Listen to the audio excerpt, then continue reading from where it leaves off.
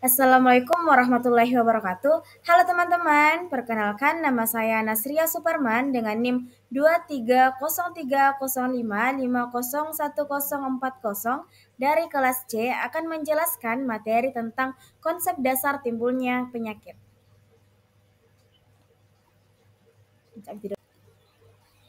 Baik, sebelum lanjut ke materi, saya akan menjelaskan apa sih itu penyakit dan sakit.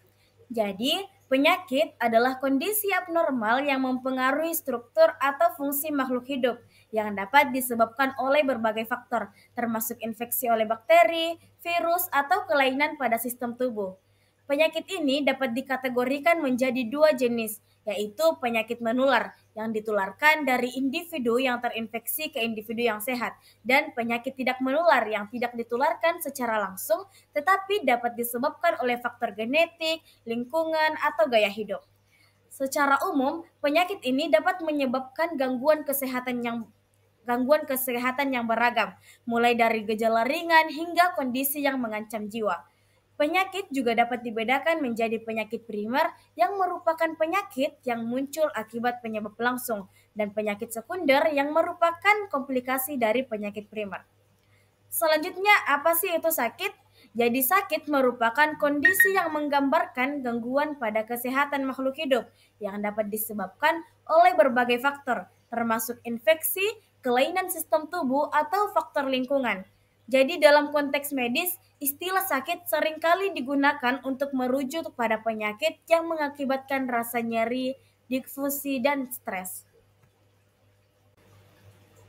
Baik, selanjutnya saya akan membahas materi tentang model timbulnya penyakit.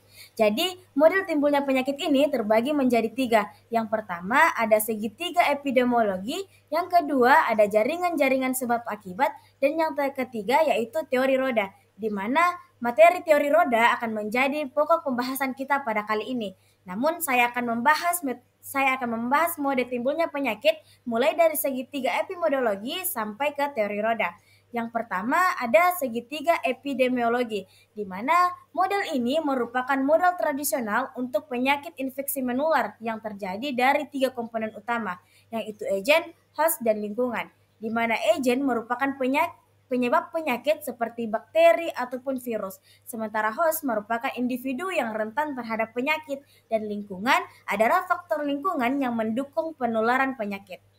Jadi penyakit ini terjadi ketika ada infeksi antara agen, host yang rentan, dan lingkungan yang mendukung penularan agen dari sumber ke host. Kemudian materi kedua yaitu jaringan-jaringan sebab akibat.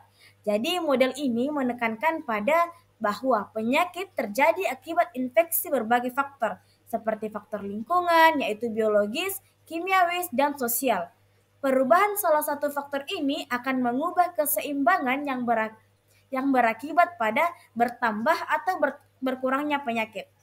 Kemudian teori roda, di mana teori roda seperti model jaringan-jaringan. Model roda juga memerlukan identifikasi berbagai faktor yang berperan dalam timbulnya penyakit dengan penekanan pada hubungan antara manusia dan lingkungannya. Model ini cocok untuk menjadikan penyakit-penyakit yang disebabkan oleh pelaku dan gaya hidup individu. Pemahaman mengenai model-model timbulnya penyakit ini penting untuk mengidentifikasi faktor-faktor apa saja sih yang berperan dan mencegah dan menghentikan rantai penyebab pada berbagai titik. Kemudian kita akan membahas tentang model roda dalam epidemiologi. Jadi, model roda dalam epidemiologi yang dikenal sebagai the wall of causation muncul sebagai respon terhadap kebutuhan untuk memahami indeksi kompleks antara berbagai faktor yang berkontribusi terhadap timbulnya penyakit. Jadi, model ini diperkenalkan untuk mengatasi keterbatasan model sebelumnya, seperti segitiga epidemiologi yang lebih sederhana dan tidak sepenuhnya menggambarkan dinamika yang terjadi dalam penyebaran penyakit. Kemudian sejarah ini dimulai pada pertengahan hingga akhir abad ke-20, ketika para ilmuwan menyadari bahwa penyakit tidak dapat diselesaikan hanya dengan satu faktor penyebab, melainkan merupakan hasil dari interaksi antara faktor genetik, lingkungan, dan perilaku individu. Model ini juga memperkenalkan struktur di mana inti roda mewakili faktor genetik individu, sementara lingkaran luar mencangkup berbagai faktor lingkungan yang mempengaruhi kesehatan seperti kondisi sosial, ekonomi, dan fisik. Dengan demikian, model roda memberikan kerangka kerja yang lebih holistik dan dinamis untuk memahami penyebab penyakit serta merancang intervensi pencegahan yang lebih efektif dalam kesehatan masyarakat. Jadi, struktur model roda ini terbagi lagi menjadi tiga. Yang pertama, ada inti genetik, di mana di bagian tengah roda terdapat substansi genetik individu yang berperan dalam menentukan kerentanan terhadap penyakit. Yang kedua adalah lingkungan, di mana lingkungan fisik, sosial, bahkan ekonomi di luar inti genetik yang dapat mempengaruhi kesehatan individu. Ini termasuk faktor seperti polusi, akses ke layanan kesehatan, bahkan kondisi sosial. Dan yang terakhir adalah interaksi. Ketika penyakit terjadi sebagai hasil dari interaksi antara faktor genetik individu dan lingkungan, ketika ada perubahan dalam salah satu aspek seperti peningkatan paparan terhadap agen patogen dan perubahan dalam faktor genetik serta resiko terjadinya penyakit dapat meningkat. Baik, selanjutnya saya akan menjelaskan tentang contoh penerapan model roda, di mana dalam contoh penerapan teori roda dalam epidemiologi dapat dilihat dalam berbagai konteks kesehatan masyarakat. Contohnya yang pertama, penyakit menular. Jadi, dalam kasus penyakit menular seperti tuberkulosis, model roda ini digunakan untuk memahami interaksi antara agen penyebab, host, dan juga faktor lingkungan di mana dengan memahami bagaimana ketiga elemen ini berinteraksi, strategi pencegahan seperti vaksinasi dan peningkatan sanitasi dapat dirancang untuk mengurangi risiko penularan. Kemudian yang kedua adalah penyakit tidak menular. Jadi, untuk penyakit tidak menular seperti diabetes, model roda dapat membantu mengidentifikasi faktor risiko yang berkontribusi termasuk faktor genetik, pola makan, aktivitas fisik, bahkan lingkungan sosial. Dengan memahami interaksi ini, program intervensi dapat dikembangkan untuk mempromosikan gaya hidup sehat dan perancangan penyakit. Dan yang ketiga adalah kesehatan mental. Dalam konteks kesehatan mental, metode roda dapat digunakan untuk menganalisis faktor-faktor yang mempengaruhi kondisi seperti depresi. Ini merupakan faktor genetik, stres lingkungan, dukungan sosial, bahkan perilaku individu. Dengan pendekatan ini, intervensi dapat difokuskan pada pengurangan stres dan peningkatan dukungan sosial untuk mencegah timbulnya depresi. Jadi, melalui penerapan model roda, epidemiologis dapat merancang intervensi yang lebih efektif dalam menimbulkan berbagai faktor yang berkontribusi terhadap kesehatan dan penyakit dalam populasi. Baik, selanjutnya saya akan membahas tentang struktur model teori roda. Jadi, struktur model teori roda dalam epidemiologi terdiri dari tiga. Yang pertama ada inti roda, yang kedua ada lingkaran luar, dan yang ketiga ada interaksi faktor. Di mana yang pertama adalah inti roda. Inti roda ini mewakili faktor genetik individu yang dapat mempengaruhi kerentanan terhadap penyakit.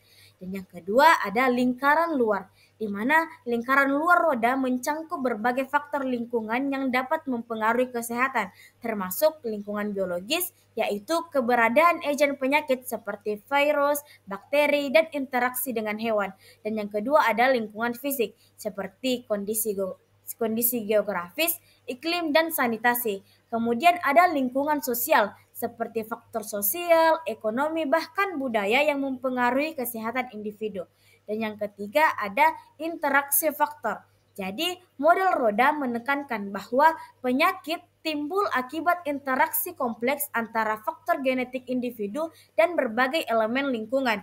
Dan yang kedua adalah besarnya peran masing-masing faktor tergantung pada jenis penyakit yang diderita.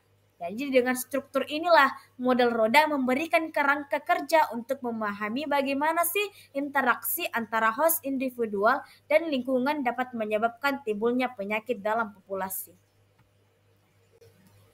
Selanjutnya saya akan menjelaskan tentang implikasi kebijakan kesehatan model teori roda.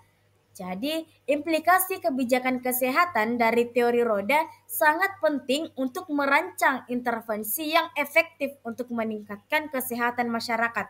Contohnya beberapa implementasi tersebut yang pertama adalah pendekatan holistik, di mana dalam teori roda mendorong pengambilan kebijakan untuk mempertimbangkan berbagai faktor yang mempengaruhi kesehatan, termasuk faktor genetik, lingkungan, bahkan perilaku. Ini membantu dalam merancang kebijakan yang lebih komprehensif dan efektif. Dan yang kedua ada identifikasi penyebab penyakit. Dengan memahami bahwa penyakit ini disebabkan oleh interaksi berbagai faktor, kebijakan kesehatan dapat difokuskan pada pencegahan dan pengendalian faktor-faktor resiko yang dapat dimodifikasi seperti pola hidup dan lingkungan. Dan yang ketiga, ada pengembangan program intervensi. Jadi, kebijakan kesehatan yang didasarkan pada model roda dapat mengarahkan pada pengembangan program intervensi yang lebih sasaran seperti promosi kesehatan dan pendidikan masyarakat untuk mengubah perilaku berisiko. Dan yang keempat adalah koordinasi lintas sektor. Jadi, teori roda menekankan pentingnya kolaborasi antara berbagai sektor seperti kesehatan, pendidikan, dan lingkungan dalam merancang dan melaksanakan kebijakan kesehatan yang efektif. Dan yang kelima adalah evaluasi dan penyesuaian kebijakan. Jadi, model ini juga mendorong evakuasi berkelanjutan terhadap kebijakan kesehatan untuk menilai efektivitasnya dalam melakukan penyesuaian berdasarkan data yang diperoleh dari interaksi faktor-faktor penyebab penyakit. Dan yang keenam adalah pemberdayaan manusia. Kebijakan yang didasarkan pada pemahaman interaksi faktor-faktor kesehatan dapat memberdayakan masyarakat untuk berpartisipasi dalam upaya pencegahan penyakit dan meningkatkan kualitas hidup mereka.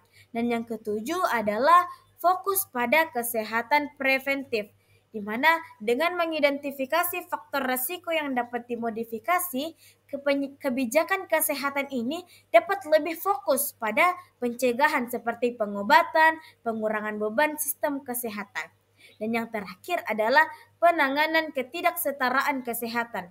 Jadi, teori roda juga memungkinkan identifikasi dan penanganan ketidaksetaraan dalam kesehatan dengan menargetkan intervensi di komunitas yang paling rentan. Jadi dengan demikian, penerapan teori roda dalam kebijakan kesehatan dapat menghasilkan strategi yang lebih efektif dan berkelanjutan untuk meningkatkan kesehatan masyarakat dalam masyarakat secara keseluruhan. Selanjutnya kita akan membahas tentang kelebihan model roda. Jadi, kelebihan model teori roda dalam epidemiologi mencangkup berbagai aspek penting. Yang pertama, ada pendekatan holistik, di mana dalam metode ini mempertimbangkan interaksi antara berbagai faktor yang mempengaruhi kesehatan, termasuk faktor genetik, lingkungan sosial, fisik, dan biologis.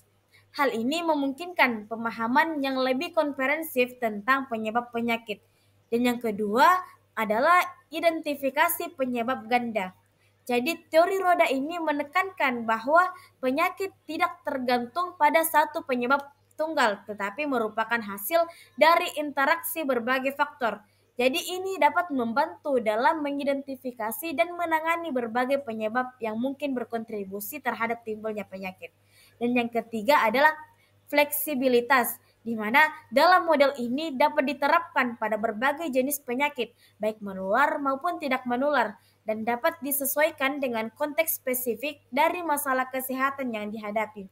Dan yang keempat adalah peningkatan strategis pencegahan, di mana dengan memahami hubungan antara faktor-faktor yang berkontribusi terhadap kesehatan, intervensi pencegahan dapat dirancang dengan lebih efektif untuk mengurangi resiko penyakit.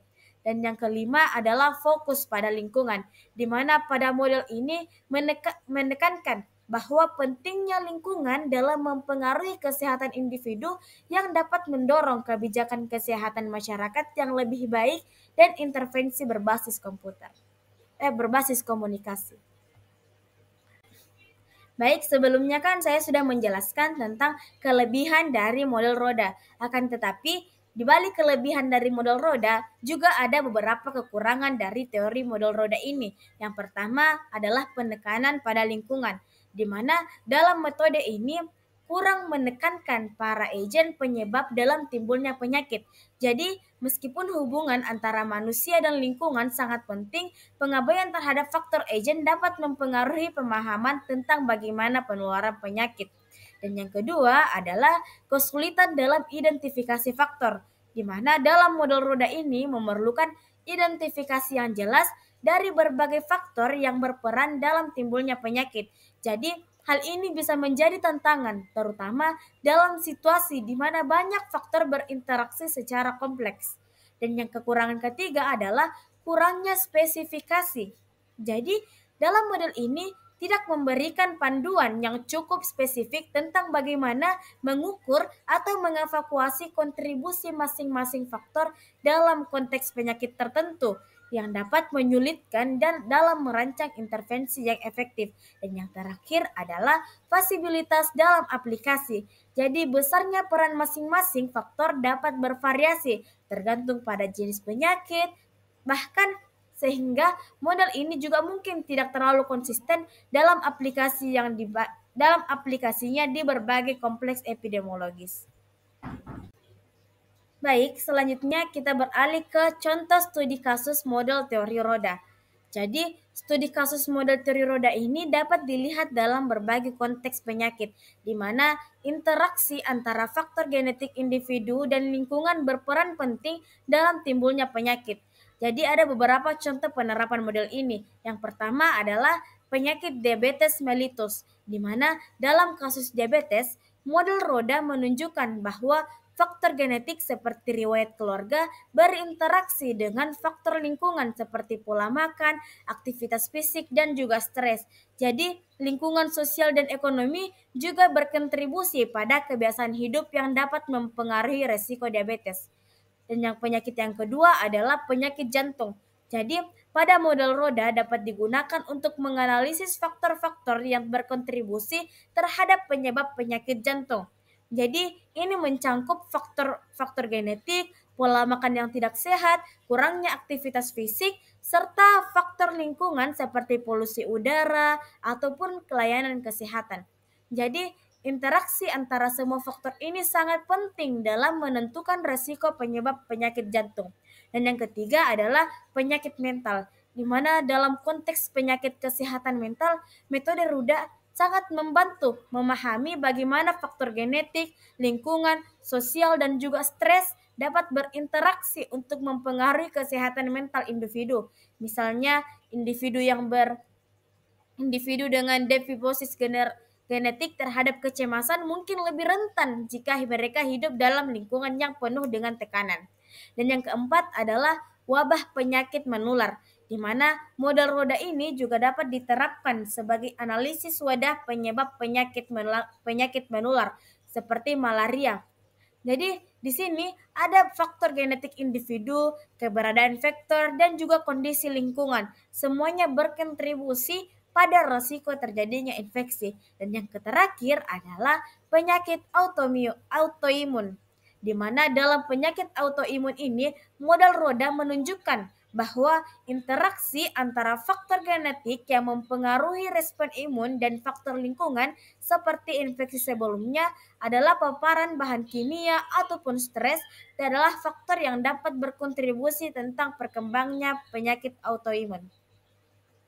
Jadi, melalui 5 contoh studi kasus yang telah saya jelaskan tadi, model roda dapat membantu dalam memahami komplikasi interaksi antara berbagai faktor yang berkontribusi terhadap kesehatan dan juga penyakit, serta memberikan dasar untuk merancang intervensi pencegahan yang lebih efektif. Baik, selanjutnya saya akan membahas tentang kesimpulan dari materi-materi yang telah kita bahas tadi, yaitu epidemiologi ini bertujuan untuk mengidentifikasi faktor resiko yang berkontribusi terhadap timbulnya penyakit. Jadi, epidemiologi ini berperan penting dalam penyelesaian wabah, pengembangan kebijakan kesehatan, dan analisis data kesehatan. Jadi sejarahnya mencangkup kontribusi tokoh-tokoh penting seperti John Garut, James Enlid, dan John Snows yang telah memberikan landasan bagi praktik-praktik kesehatan masyarakat modern. Secara keseluruhan, epidemiologi menyediakan dasar ilmiah yang diperlukan untuk merancang intervensi pencegahan yang efektif dan meningkatkan kesehatan masyarakat secara keseluruhan. Jadi itulah tadi materi yang sempat saya paparkan, sempat saya bahas, dan semoga materi ini dapat bermanfaat bagi saya dan juga bagi teman-teman yang mendengarkan. Selanjutnya kita akan mungkin bertemu di video-video berikutnya. Bye-bye. Assalamualaikum warahmatullahi wabarakatuh.